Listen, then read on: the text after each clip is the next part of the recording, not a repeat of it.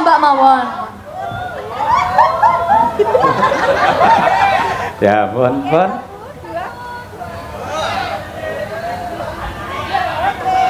Nggih, matur nuwun. Mbak Silvi Kumalasari minggah wonten pepanggungan. Yuk, dados.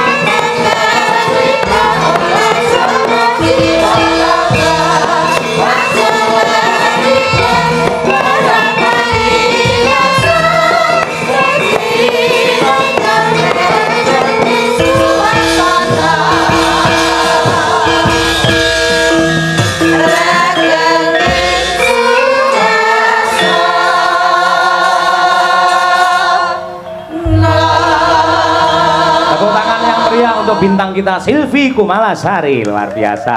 Lah niki nembe salaman sakniki. Lah lek salaman ngeten Mbak, supaya awake dhewe nggedhekke rasa syukur dumateng Gusti Allah nggih. Niki lak cobi ningali astane. Nah niki to, niki ngeten. Niki drijine kabeh pinten? Gangsal. Gangsal nggih. Kenapa karo Gusti Allah driji iki digawe pisah-pisah kok ora dadi siji ngeten? Duka pripun niku, Pak? Mang ngeten nggih. Ngeten. Ngeten. Pamriyen apa? Men niki ini akhirnya iso ngene.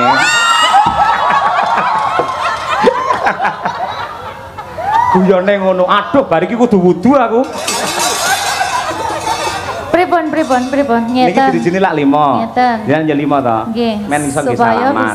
Lah, lek salaman iki lambegar ngeten. Nuduhke iki keagungane Gusti, pamunta iki pisah-pisah ngono. Terus akhire iki dadi lan ngene.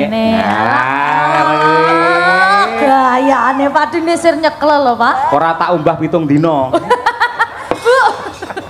Bu Kesi, Pak Yoyo, ya Allah, suatu kebanggaan saya bisa hadir di sini.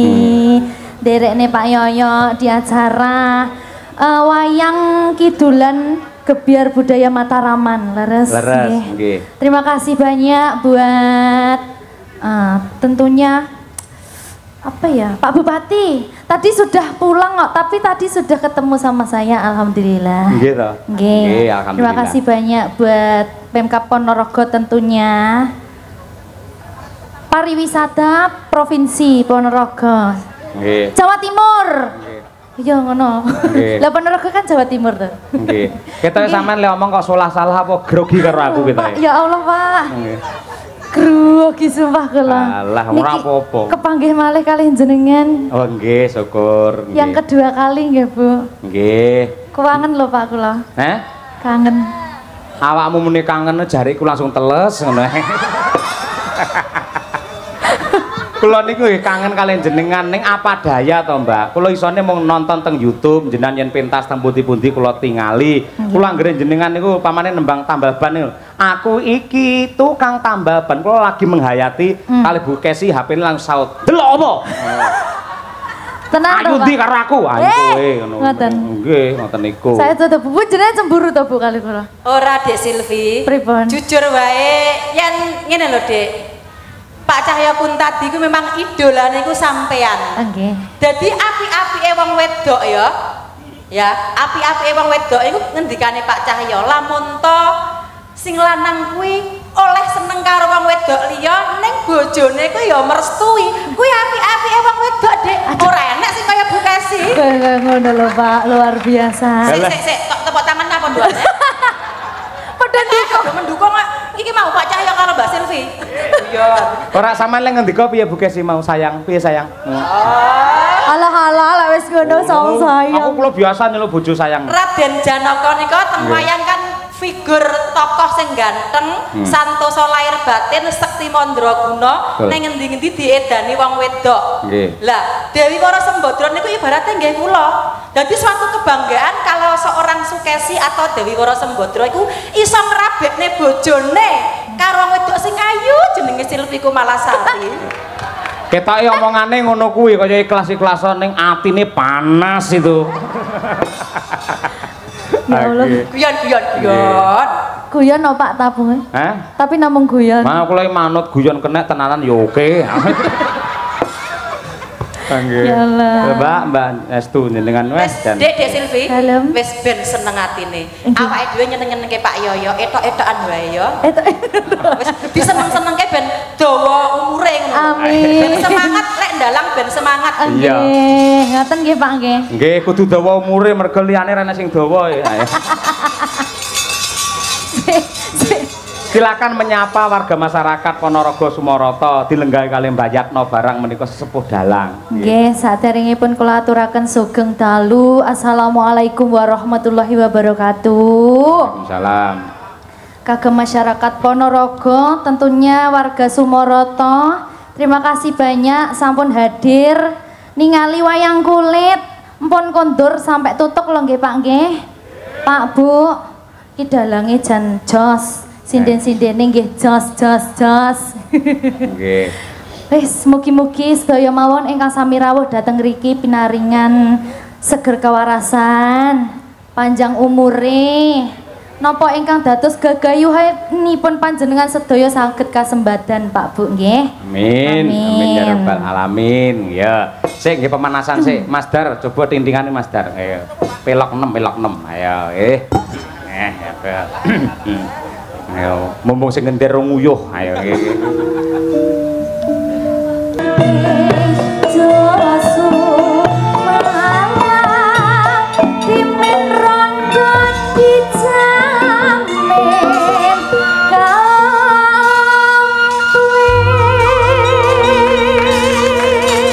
Mbak Silvi. Dawuh. Lek aku ngapalne 7 dina iki wisan. Saestu niku. Kula sakjeke dadi dalang ora tau duet kali sinden nembang niki. Nggih, spesial kagem panjenengan kula tembangke. Alhamdulillah, sembah nuwun nggih Pak nggih. Alah sami-sami. Sik to ya Allah. Kok eneng ya wong lanang kaya ngono. Ning ngarepe bojone ngrayu wong wedok liya kok eneng lho, kok tega masyaallah. Biyen ketok apa saiki ketok apa bapakmu ya Allah delok anakmu sing saka pondok. Ayo, lek Brahma genah ka pondok saka ngabar Ponorogo ning pancen aku ki elek-elek ya ka pondok ning pondok Ramadan dadi. Nggih mung sesasi. Posonan. Lah sakniki jenengan kula bebas nih Mbak Silvi. Wau sore lah pun rawuh mriki. Sampun. Nggih. Kok mung dilo to wau? Lah, kula bagi pokok amrih ndang cetuke jenengan ngoten lho niki monggo. Oh, dadi wau sore kula dereng mriki le nembang mboten pati semangat ngoten nggih. Sakniki semangat nggih. Kula padosi jenengan kok dereng minggah-minggah ngoten wis. Tak ndang ngalih sik engko ben ndang. Kula ajeng minggah pripun tangan kula diborgol kali Bu Kesi. Tapi tenang mawon Mbak Silvi niki Bu Kesi pun kula jujer. Ten panggung niki mboten karo Bu Kesi niki pun los pokoknya. Los nggih. Kalau di panggung Pak Yoyo milik umum. Kalau di rumah kagungane Bu Kesi. Nggih. Los. Upama jenengan nanti badhe roman mesra nyanyi kalau Pak Yoyo los. Kan kula bujer niki Bu Kesi. Niki malah nek kompore niki kene Pak. Sik ning omongane Mbak Lucy ra penak. Kok iso aku milik umum padake WC apa piye aku iso? Tegese jenengan milik penonton. Oh, nggih, leres nggih. Monggo Mbak Silvi nembang napa? Nderek kemawon. Lek nek jenengan ngersakne napa, Pak? Lek kula niku anu lho mboten nate berubah wit riyen ngantos sakniki senengan kula yen jenengan iki mergo kula pertama ningali teng YouTube jenengan jret niku ninggal katresnan. Wis niku tidak berubah kula pun niku mbok nganti jaga kiamat nggih ninggal katresnan niku. Niku nggih. Nggih, karakter kula nggih ngoten niku. Sekali tresna kalih wong wedok, ya tetep kula tresnani terus. Bu Kesi pun putra papat tetep kula cintai. Mboten mungkin kula lereni kula pegat mboten mungkin. Yen nambah bojo mbuh. Mboten Mbak Silvi mboten. Nggih niki lek ngoten kula spesial nih kagem jenengan niki Pak. Dadi kula Nggih. modele kaya sing ditanggapne kula niki. Kaya sing disunati. Ha ya nggih, ora apa-apa nggih. Nggih, derek Pak Yoyok mawon. Niku riyen nggih. Tinggal katresnan nggih. Nggih, coba nggih. Nggih dibawani riyen Mbak Silvi. Pun bebas nggih derek. Kangenku tanpa upama niku saged nggih. Ampun. Dereng-dereng kok bojo loro to, Pak. Nggih.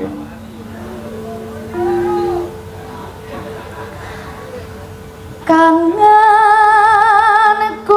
tanpa upama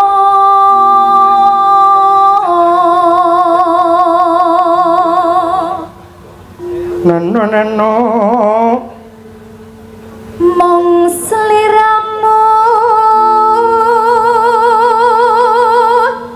kang dadi telenging ngati.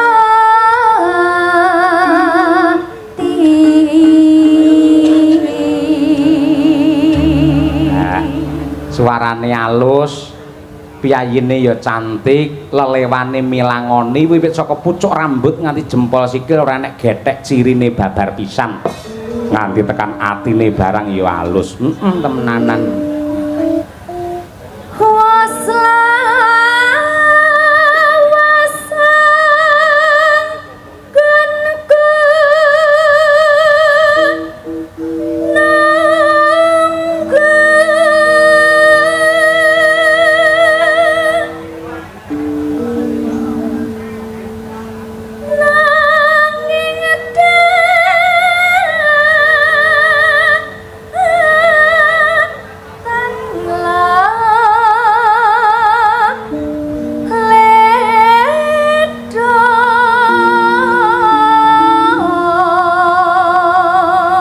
Sewantene bening napa mike ngasta piyambak Mbak Silvi? Mboten niki saking panitia. Mikula ta niku?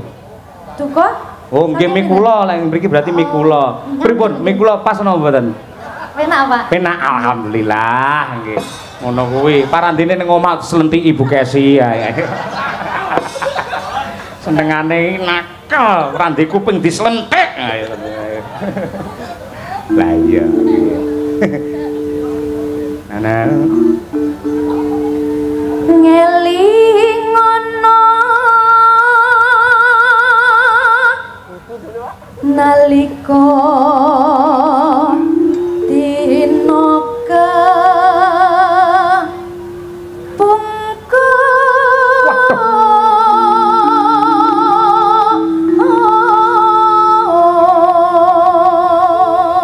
Wah, cengkoke mirip sinden tutik. Iki.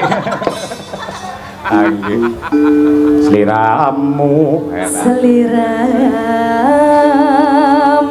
natengan diko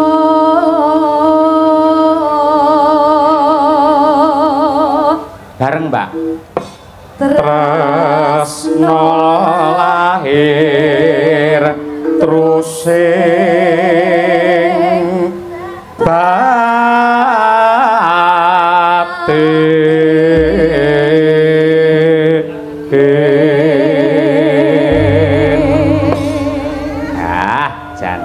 tenan. Biasanya aku lek karo Bu Kesi ra iso bareng lho, Nduk. Ayo iki. Lah kok niki kalih kula kok langsung pas. Lah nggih kula mboten ngerti, mbok menawa suasanane Mbak Silvi, suasanane nggih. Ya Allah. Nggih. Luar biasa jenengan. Monggo ninggal katresnan sepisan mangke langgam riyin nggih to. Yang kedua saged dijaranke. Silvi Kumalasari ngunut Tulungagung. Yo. Nang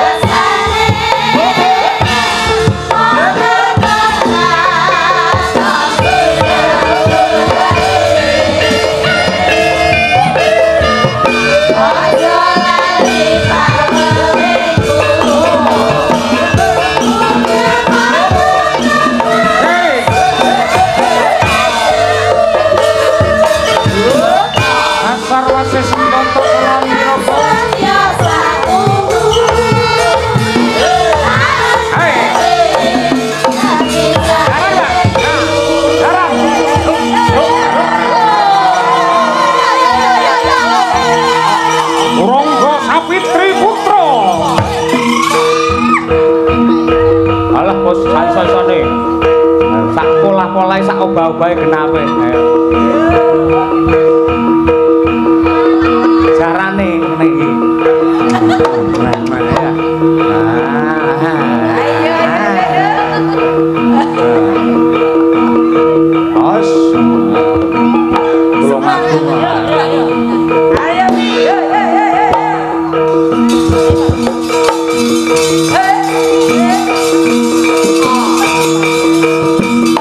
Aku Pak.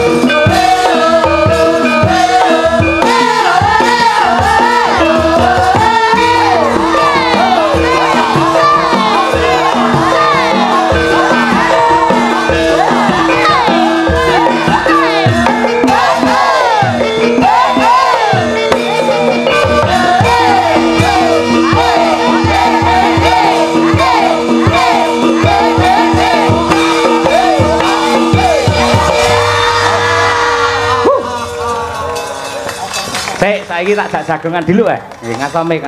Ayo nggih. Pripun ditabui Madangkara bingung mboten? Merdek lho Pak saestu. Mergo sekarane dereng apal to? Nggih. Lah carane men apal Pripun? sing rada kerep melu aku ya. Niku carane nggih. Kapan-kapan mengke lek niku kula teng Solo kula tak dolan teng griyane jenengan. Saestu nggih. Mangke yen dolan nggen kula dipasne pas bukesi teng kantor mawon dadi. Berarti kula ngubungi sinten niki? Biasane kan kula WA-ane kali Bukesi to. Ngubungi Larso mawon. Nggih. Nun sewu jenengan mangke ngantos sak telase limbukan to. Napa mung ngarep tok ngenten? Ngajeng tok. Bar niki terus kondur. Oh, berarti sak lagungkas bar niku jenengan saged kondur, nggih. Bapak. Nggih, siap. Sembah nuwun. Niku Brahma Kesawan niku anak kula. Nggih, pun teng pondok niku Mbak Silvi. Nggih. Niki teng pondok. Nggih. Niki pas teng griya ngoten. Mboten dipun antar kalian Pak Jainul selaku guru pondok untuk melihat Bapak Nyandalang supaya tidak terputus untuk mencintai budaya wayang. Ngaten niku. Nggih. Luar biasa. Muga-muga apa sing dadi cita-citamu kasembatan ya Le ya. Amin. Dadi anak sing soleh, Amin. berbakti kepada kedua orang tua. Amin. Muga-muga ora entuk ibu anyar ya Le ya. Ngoten niku dongane jenengan iki. Lho, praya ape to, Mbak? Ape to dong aku? Muga-muga ora entuk bojo apa jenenge ibu anyar lah ya ape to. Tapi jenengan ket mau sing dibahas menggah niku, berarti enten pandangan mesti niki. Lah pancen sak umur kula niku pandangan hidup. Mung dipandang tok wis hidup, ngoten nggih. Ngoten niku. Nggih. Nggih, niki berarti setunggal lagu malih nggih, Pak? Nggih, setunggal malih, nggih. Jenengan enten requestan malih? Mboten nggih. Mbok menawi enten niki pamundutan saking Wiyaga Madangkara. Wah, nggih. Apa Mas Danang niku sing seneng anu, nggih. Mbah Wir niku ayo nggih. Apa sing cara saiki ngoten nggih saged kok kanca-kanca. Napa? Kusuma Wijaya nggih. Kusuma Wijaya. Oh nggih. Kusuma Wijaya nggih. Coba kaya apa? Lakon iki ayo. Madangkara iso ngiringi Mbak Silvi Kumalasari. Ayo nggih. Mboten kula sing bangga niki, Pak. Saged nderekne jenengan bangga kula. Wah nggih. Hah? Nggih. Ya, diaturake coba kaya apa? Kusuma Wijaya. Kusuma adalah bunga yang indah, Wijaya adalah kemenangan. Semoga hadirnya Mbak Silvi Kumalasari di Ponorogo menjadi keindahan dan kemenangan untuk warga masyarakat Ponorogo. Golek kata-kata ngeten iki angel lho Mbak Silvi. Ya, monggo Kusuma Wijaya dados yuk.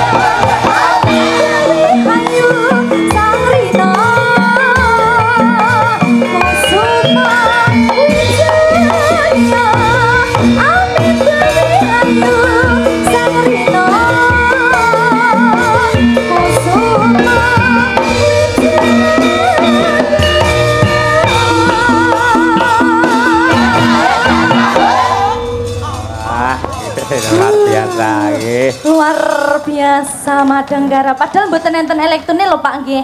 Napa? Tapi kok iso Jane mbiyen enek ning Klodol ngoten. ngoten nggih jenengan Pak. Nggih tuku beras Mbak Silvi jenengan niku nggih. Iki kali nggih mbuktekke nadyan temung gamelan nyel nyatane nggih garap napa-napa nggih saged. Alhamdulillah. Dek Silvi, Dalem Bu. nyuwun sewu Pak Yoyo. Pripun? Iki gandeng Dek Silvi bar iki arep medun to. Ning aku kudu buka lan jujur bahwa kehadiran Silvi Kumalasari malam hari ini. Kumalisara. Ayo. Silvi Kumalasari hadir pada malam ini adalah atas permintaan Bu Kesi ketika di alun-alun Ponorogo. Elekra, aku matur karo Pak Bupati. Nggih. Pak Bupati, jenengan temokne Pak Cahyo kali Silvi mesti jos geger gember. Ah iya nggih. Nggih napa mboten Bapak Ibu? Nggih. Wah, iya toh? Bareng ketemu kula seneng, Mbak Silvi seneng ning sampean atine ketoke kok beteng. Ora, tenang bae. Aku Nah, jujur Pak karo sampean. Yen aku iso nyenengke atimu, padha karo aku ki entuk swarga ngono lho Pak. Amin ya rabbal alamin. Saiki sebagai tanda bukti gandeng Dek Silvi saiki arep medun, awake kudu foto bertiga, kiwa tengen. Ayo. Kameramen siap? Aduh, kita foto, yo. Ayo. Saestu niki Bu. Ayo, sana kita. Wong loro tok aku rasa. Ora ben marem lho kenang-kenangan. Ayo dipoto Nadia ya kameramen. Diiringi, Cang. Diiringi. Iringannya apa iki iringannya apike? Kok malah tepuk sakinah pripun to Pak? Seiringannya si cocok apa iki? Kedok ngorek yo. Kedok ngorek siap? Yo. Foto deh. Nyon sewu lho. Kawula nuwun sagung para lenggah kakung saha putri. Menika adicara pawiwahan ingkang benten kalian padatipun. Pak Yoyo hadap sini dong. Nah, aku jane ora tau lho madhep penonton. Demi aku. Oh nggih, nggih. Aku mosok ngadeg. Duduk. Nggih, duduk, nggih. Lenggah mawon Pak. Duh, ya Allah. Gusti nyuwun ngapura. Nggih, pun. Iki permintaanku ya Pak, iki ora permintaane Dek Silvi. Iki sebagai tanda bukti yen aku ki tresno banget karo sampean Pakmu. Aku ndak melu-melu pokoknya. Marai keronto-ronto. Pak kok kapelan ya Pak ya baju? Napa? Kok serasi warna bajunya? Aja omong ngono tak ambung pisan ora. Lah ngene iki aku dadi jarak ngono. Instruksi kok kene jan patut Pak Yoyo bojone loro sumpah. Oh, mboten aneh-aneh mboten nggih. Kok bisa? Pun piye? Ya Allah. Gayane pripun? Hah? Ya dirangkul to. Piye? Kekalihe dirangkul to. Amin nggih. Tahu lah. Piye Pak Yoyo Kados anake piyambak mawon. Ya pun. Pun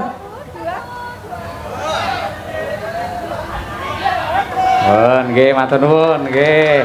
Niki namung pas seduluran Bapak Ibu, mboten mungkin nggih. Namung pas seduluran. Nggih, sembah nuwun Mbak Silvi Kumalasari dan semua penggemarnya matur sembah nuwun nyuwun ngapunten nggih, Mbak. Sami-sami. Kula salaman riyen Oh mawon nggih, monggo nggih ndherekaken. Lah. Sembah nuwun nggih, Pak. Kaya dilukmen. Wis. Mugi-mugi saged panggih malih kalih jenengan. Janji ya. Janji nggih. Wis ditodong. Ayo nggih. Insyaallah Pak, sehat-sehat selalu. Nggih. Kalian Bu Kesi langgeng-langgeng Amin. sampai maut memisahkan. Amin. Ning mboten kesusu kula nggih. Nggih. Dongamu medeni lho. Tekan maut barang. Yo pokoknya sampai sok ngoten lho Pak. Nggih, sampai esuk. Matur sembah nuwun nggih Pak Nggih, nggih. ndherekaken. Nggih, monggo assalamualaikum. Waalaikumsalam. Tering doa penuh cinta dan kasih kepadamu. Mugi-mugi langgeng anggenipun bebrayan ngantos dalem pinaringan rahayu wilujeng. Sekali lagi para lenggah nyuwun tepuk tangan untuk Mbak Silvi Kumalasari. Ayo, nggih. Nggih, matur nuwun. Sekedap menika kula selani kejawi pepunden kula, inggih guru kula Mbah Yatno Rawuh. Menika pepunden kula Bapa Ladikun Adi Kuncara menika ugi dalang sepuh. Saking laladan gundik, Slaung ugi kepareng rawuh lan ugi ngersakaken ngregengaken swasana atur pisumbang dandang gula ingkang menika sandi asma gelar budaya Mataraman Ponorogo. Monggo Mbah Ladikun menika kula caosi wekdal sawetawis. Nah, kula suwun para lenggah sabar sekedap. Nggih. Monggo Mbah Ladikun nggih lenggah. Nggih. Nyuwun sewu Mas Ayo. Nggih. Sugeng dalu. Nggih, sugeng dalu Bapak. Sukses.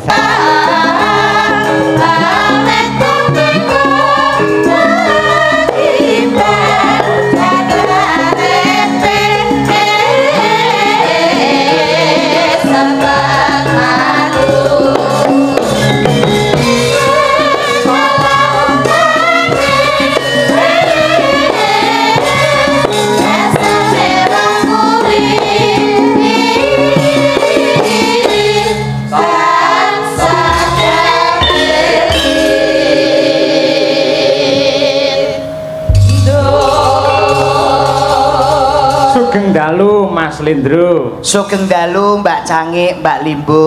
Mas Andi TB sehat nggih Mas? Alhamdulillah pangestunipun panjenengan pikantuk sehat walafiat, Bu Cangik, Bu Limbu. Alhamdulillah. Luar biasa malam ini. Pripun Mas TB? Sumaroto Ponorogo luar biasa, wayangan dalam rangka nonton bareng Indonesia lawan Irak. Lho kleru ngawur ae. Festival nggih Pak nggih. Festival Budaya Mataraman. Festival Budaya Mataraman niki kebenaran diadakan oleh Dinas Kebudayaan Pariwisata Provinsi Jawa Timur. Inggih. Sesarengan kalian sinergitas DPRD Provinsi Jawa Timur mapan wonten Ponorogo teng Inggih. Pasar Sumoroto. Dalu leres. Wah niki pas. Piye Mas? Ngendikane Pak Giri Sancoko, Pak Bupati bahwa perekonomian di Ponorogo itu mengalami kenaikan 6 sampai 7%. Nggih. Yang hebat mboten namung niku lho Mas. Pripun? Salah satu kabupaten yang bersih dari yang namanya komplek prostitusi dan juga lokalisasi itu hanya di Kabupaten Ponorogo. Tepuk tangan untuk Ponorogo. Luar biasa. Luar biasa Ponorogo saiki wis ra ono komplek Mas. Alhamdulillah. Saya sangat. Nggih, mergi saniki zamane online, Pak.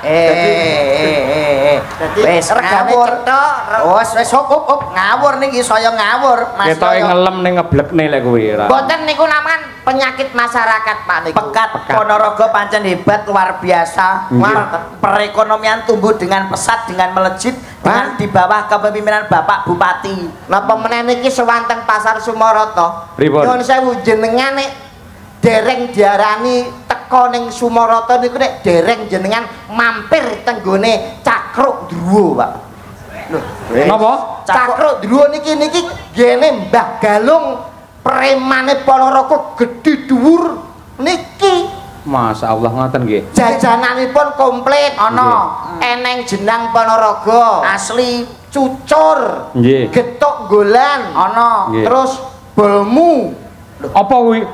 Bolmu iki apa to, Be? Jenengan ngerti roti cilik mboten to, Pak? Roti cilik niki lho. Bolu. Luwi Jakarta nek Ponorogo niki mu. Dadine terus Gue bolmu bolku. BTB Masio Jakarta, Masio Ponorogo iki nek bolu ya bolu. Lu gak pernah ke Jakarta sih. Waduh. Makanya gak bisa ngomong Betawi. Lo emang asli Jakarta. Main dong ke Jakarta sama Pak Cahye. Waduh. Cahyo. Niku jadi Pak. Oh, cara Betawi. Nggih, Betawi niku jadi Terus Emang lo asli Jakarta? gue sebetulnya Jakarta, Pak. Jakartanya mana? Tanah Abang. lek wilayah ya Abang ya Abang. Anu jadi Pak. Oh, Tanah Abang. Ye, Tanah Abang. Lo sekarang kok di Jawa? Gue aslinya di Jakarta lame, Pak. kok pulang ke Jawa? Iya, atlet di sana gue bukan dagelan. Oh, atlet apa? Atlet karate, pencak silat. Gue di sana. Wis. Pencak silat. Niku jadi Pak. Ah, ya ora kabeh dingonokke kuwi kleru lek kuwi. Nek pencak silat nggih pencak silat ya Mas. Pencak silat. Pencak silat di sana. Terus gue tinggal di Jawa, di Tuban. Sami siapa? Sama kakek sama adik gue, Pak. Oh, bapak ibu? Nyokap sama bokap.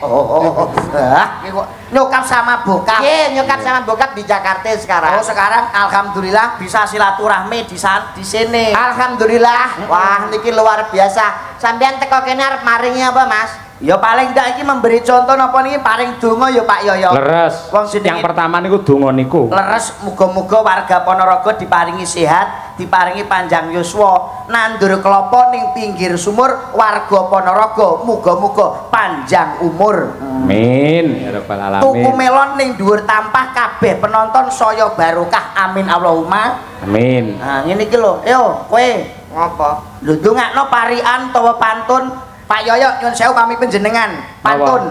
Kula. Nggih. Nggih, siap, nggih. Teng Kutha Solo dinane Jemuah, kabeh warga masyarakat Ponorogo mugi-mugi tansah berkah barokah. Amin. Tuh, kena kanggo Ya. contoh. Awakmu genten Kon napa? parian Parian apa? pantun kaya aku mau to nandur kelapa ning pinggir sumur warga Ponorogo muga-muga sangsaya makmur. Tak urusi sik. Nyuwun sewu. Pripun? Nandur kelapa ning pinggir sumur warga Ponorogo muga-muga tambah makmur. Niki cara ngaten niki ndongakno bener napa salah? Lho, nek kanggene kula nggih bener. Sing ngomong bener sapa? Lho, upamane jenengan nyalahke dasare napa kok nyalahke? Ora ana critane ndonga kok gawe pantun niku alim ulama kiai ku ora menganjurkan. Lho, ndonga gawe pantun niku malaikat nyakete bingung. Kok iso? Lho, saniki jenengan ndonga gawe pantun. Imam ning masjid napa mboten bingung? Lho kok iso bingung? Saiki Allahu Akbar. Budal sekolah mangan es krim Bismillahirrohmanirrohim. Main dadu tengah alas kul a'udzu biro binas. Iki salat bare jam piro? Donga niku sing biasa sing bloko suto masyarakat teng mriki paham. Oh, contone pripun umpamane lek jenengan? Dongane niki nggih mugi-mugi sedaya warga Ponorogo insyaallah pinaringan bagas kewarasan. Amin. Adoh saka bilahe cedak sok rejeki gampang anggone golek sandang papan lan pangan ayem tentrem. Donga gawe pantun. Lah sire kula ben indah ngono ya. Yang cacakane niku wonten Pak. Oh, empan papan ngoten nggih. Nggih. Nggih. Tadi donga iki kudu nganggo pantun ora entuk. Ora entuk. Tapi ya paling bahagia iki kaya panjenenganipun Mas Dalang, Mas Yoyo, Mas. Nyambut gawe iki nek ditunggani karo garwane iki saya barokah, cara keluarga ono sakinah mawaddah warahmah. Amin ya rabbal alamin. Nggih leres. Nggih. Seorang pemimpin yang patut kita apresiasi hanya beliau, seorang dalang pada malam hari ini pagelaran pimpinannya ya Pak Cahyo, Pak Yoyo iki. Nah, kuwi rungokno kuwi be. Gawean sing paling abot ya Pak Yoyo nggih to Mas. Leres nggih. Dalang iki apa? Gaweane abot. Dalang abot. Abot Sing ngomong dalang abot sapa tawapuke rene. Lho, dalang karek dok dok dok dok. Oh, 80 yuta. Karek 100 yuta abote kon ndi? Sik aku sing protes. Sing jenenge dalang kuwi wit saka sirah nganti tekan ngisor kabeh kerja lho Mas. Iki mikir mripat nyawang wayang. Iki ambekan nggih nirung terus lambe omong sawengi utuh, suluk sawengi utuh. Nyuwun sewu kabeh mikir mripat ngawasi. Tukang kendang apa ora ngawasi? Tukang kendang niku mboten ngawasi ngiringi wayang, bleset Pak.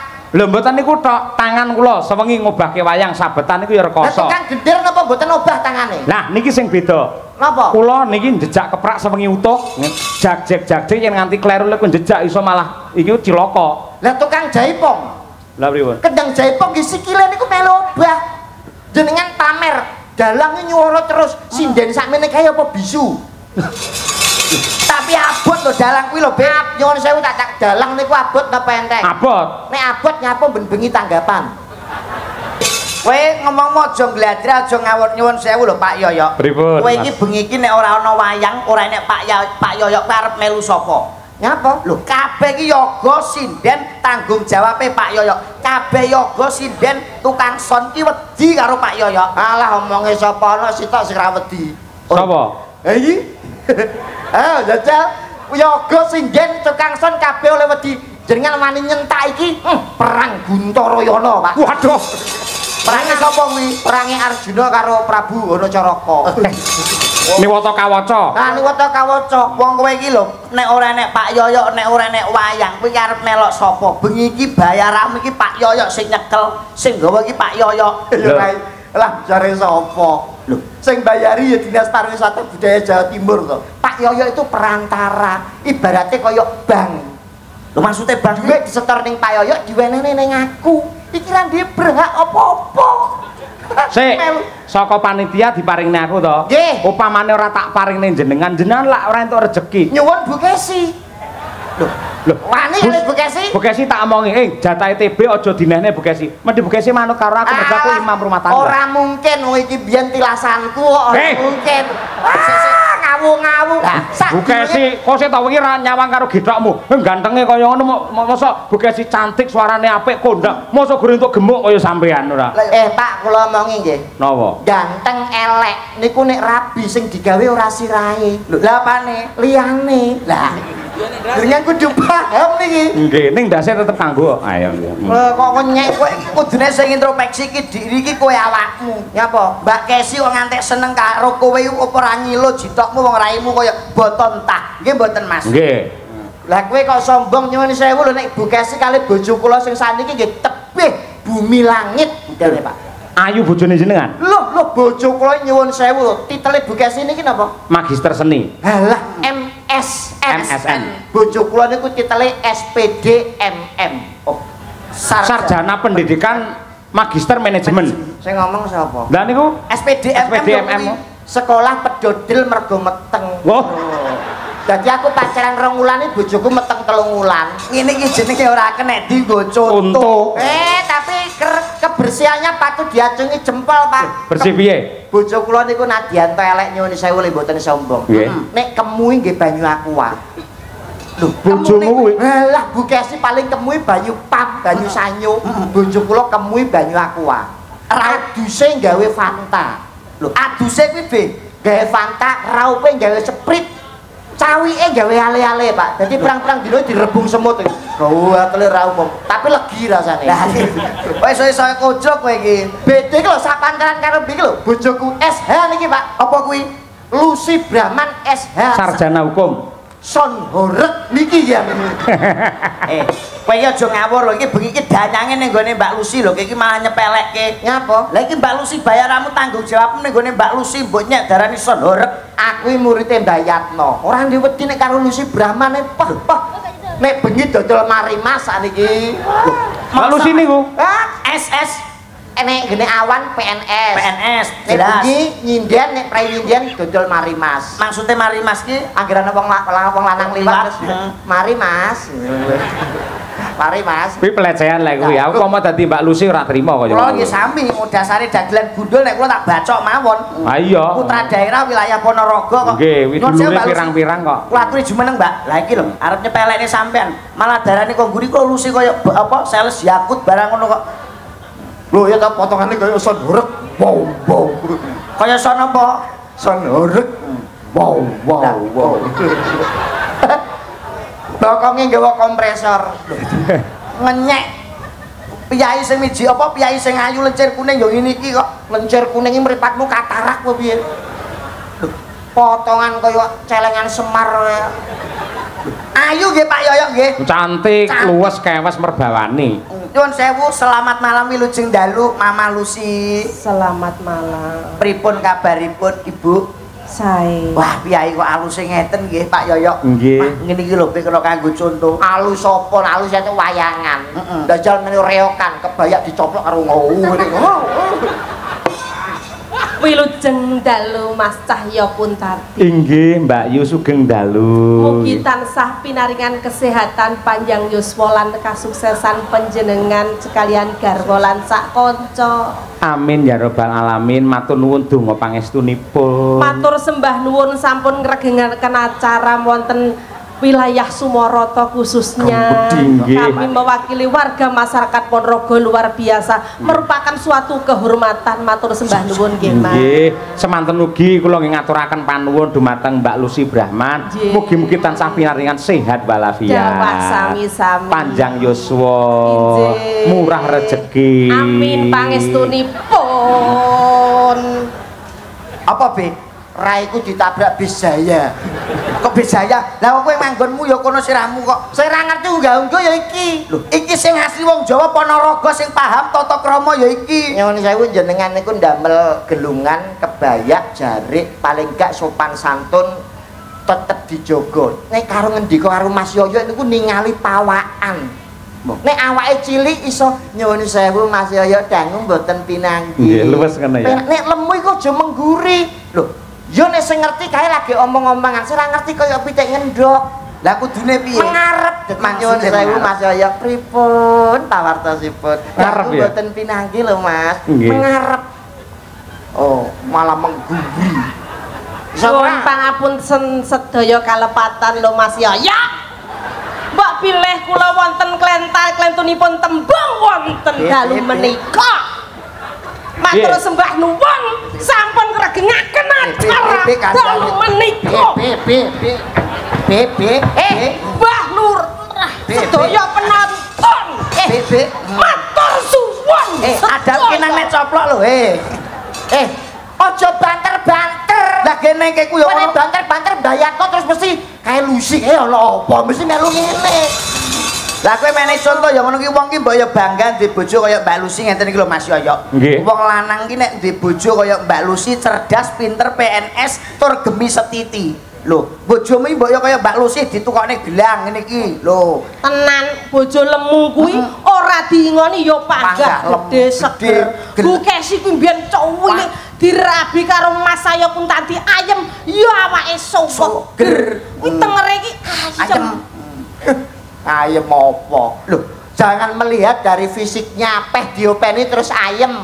Justru ngaten iki nyuwun sewu awak lemu niki malah sing pekok bojone. lho kok iso pekok iki lho. Mesti dhuwit dul dikekne kabeh. Ya toh? Lho iya. Entuk blonjo, entuk bayaran gaji dikekne kabeh. Mulane wong wedok rusak mergo panganan apa ditukoni. Awake kaya ngene iki. Lho ngono kuwi tengere wong lanang sing gelem moyakne wong wedok deng-gendeng. Kontone Pak Cahyo kuwi seorang suami yang setia. Piro kaya-kayane Mbak Kesi sing dicaosi. Ora kaya kowe iki. Wis rupane kaya gembok. Idoni Mbak Idoni. Bojone dope mati sisih. Lho, apane dope mati sisih. Mas aku bojoku PC lho piye kaya mati sisih. Gelas. Rumangsane kowe iki sowaning Ponorogo arep ngaturke apa kok malah padu ae. Lho kowe lho sing marahi, ngaturne apa? Ayo mari jenengan maringi napa kagem warga Ponorogo Nggih, sing apal lak Mbak Lucy. Ning joget wis akeh sing iso. Pancen nyanyi wow wis ngerti. Budange Mbak Lucy iki jaman biyen penyanyi anu Pak orkes. Nggih, Lagu leres. apa, Mas? Begitu nyanyi patang lagu iki nek bangun omah, Pak. Lho, kok iso Kok iso ngono? tenan iki sing ngantem boto, semen, pasir. Wes Kowe aja meneh dadi bener piye mriki niku seniman banyak. Hebat. Banyak kanca-kanca dalang rawuh sing dipasangani Mbah Tiatno dan kawan-kawan. Di Nggih. sini juga ada campur sari kondang. Betul. Lu pimpinane Pak Mantel Pak Wabu. Oh, Nggih. piye kene pinter nyanyi kabeh. wah hebat luar Nggih, biasa. niki nggih asline nggih mriki niki. Oh, asli putra Jadi, daerah Sumoroto bener. iki. Jadi Pak Cahyo tadi juga bener dawuh Bu Kesi kuwantuk rezeki luar biasa. Sebenarnya Mbak Silvi itu sudah tidak menerima job wayang. Nggih. Tapi karena bejone Pak Yoyo neh, Nggih, Mbak pripun? Silvi blidru akhirnya balik ketemu cintanya. Sesuai janjine kali Mbak Kesi ya. Nggih, Nggih, Mas yo. nggih, leres. Mbak Kesi janjine somben lek wayangan lagi di Ponorogo Iya. nekakne Mbak Silvi, Nggih. Mami Lucy Nggih. kalih kula. Nggih. Lah kowe melok sapa? Melu sapa? Melok sapa kowe? Aku mang di Pak Yoyo ditelepon dari provinsi. Aku yo karo TB. Lah kowe rene melu Aku sapa? karo Mama Lucy wis jelas ning alun-alun Ponorogo karo Oh, jenengan. jelas, jelas. Sesuai Lah. janjine Pak Bupati. Tiwas bonyal banyol ora cetha iki melu sapa. Jenengan sing telepon sinten? Langsung EO dari provinsi. Sampean? Ya iya. Sampean? Aku Mama Lucy. Wayu pimpinane EO nih. Lho aku mbok telepon lho mau. Lho. Loh, sapa sing telepon kowe? Lah ngomong B tanggal 11 ning Ponorogo wayangan Mas Yoyo. Sapa kowe? Lho, kowe ditelepon piye karo Mama Lucy? Aku ra ndek nomor teleponmu kok. Lho, sing telepon aku sapa? Lah mbok aku yo ora duwe nomormu kok. Telepone piye? Telepone B tanggal 11. Wayangan ning Sumoroto dalange Pak Yoyo, Pak Cahyo Kuntadi. Lho, kowe kan ora kon dagel, kowe iki kon nonton Pak Yoyo karo Mama Lucy. Kon delok to? Kon delok. Kon delok kok jarian lho. Sapa sing? Lah wis salah alamat yen ngono kuwi tegese. Dadi ngeten. Ngeten.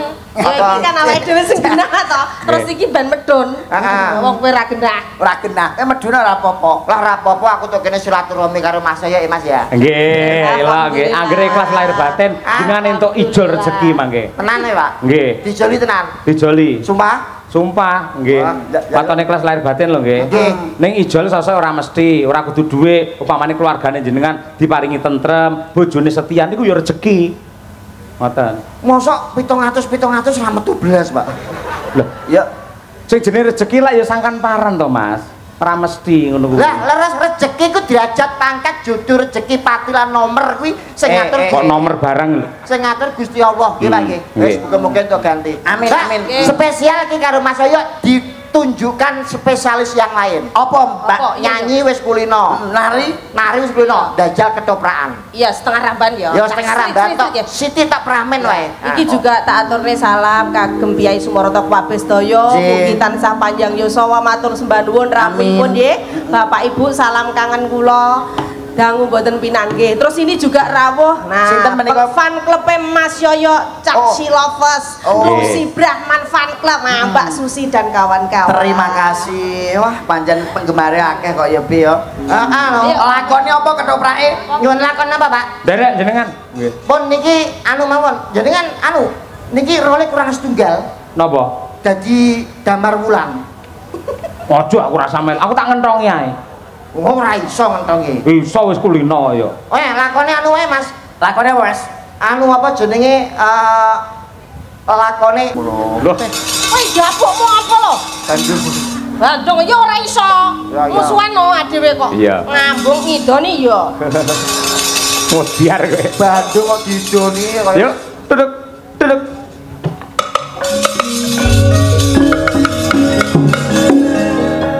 Jagat katon peteng dedek.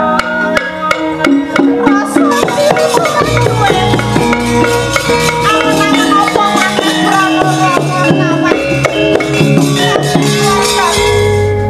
wis tumekaning pati. Nanging titen ana.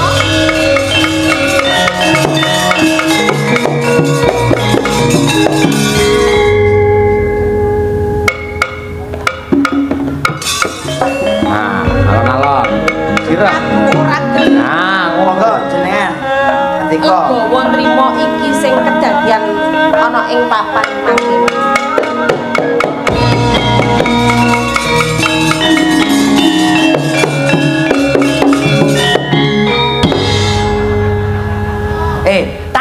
taktuk iki masamu bakul bakso apa piye? Dandangi kentongan. Kentongan bedandane Mbak iki jograng iki ben omong sih. Jograng, aku sing teko jograng.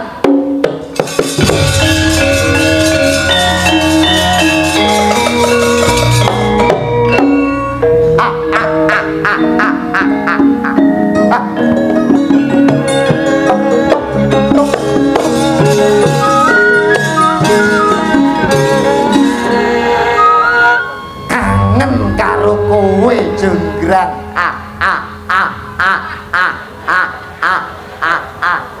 guyu iso arang-arangan lho. Bang, tak sengaja teko ning papan kene aku kangen karo kowe, kathokmu isih tak simpen juga. Aku ora bakal nampa katresnanmu. Sampeyan imut Bandung. Bengi-bengi njaluk ngemut. Bandung gudeg. Lah ngomong apa? Emut. Oh, emut. Emut ki eling. Oh iya. Waktuku kecil aku tak tahu yang penting. Aku kira pentil, aku sentil, gak tahu ngapain. Alah, wis gelem gue. Aku bar karep berhoi. Juk-juk aku ya kesetrum lho. Dok prangkumpo Jonegoro manut toya wong ayu. Mah Bandung. Upama kowe kelakon dadi bojoku kowe bakal nyuwun apa? Nyuwun ambulan. Ya apa? Muamat kowe kuwi. Ora jograng galak men kaya brimok. Mas ya wadon ora jograng kuwi pendekar pegel ora ati bapakku mbok pateni. Dendam kowe. Dendam aku. Alah dendam kuwi bapak wis tuwa ya wis kena asma. Kalau wong mati saiki entuk beras akeh. Wis Bandung iki. Bandung Bojonegoro. Mah Bandung mah. Bebel. Iya, niki lek bawa iki bebel. Wirat moy.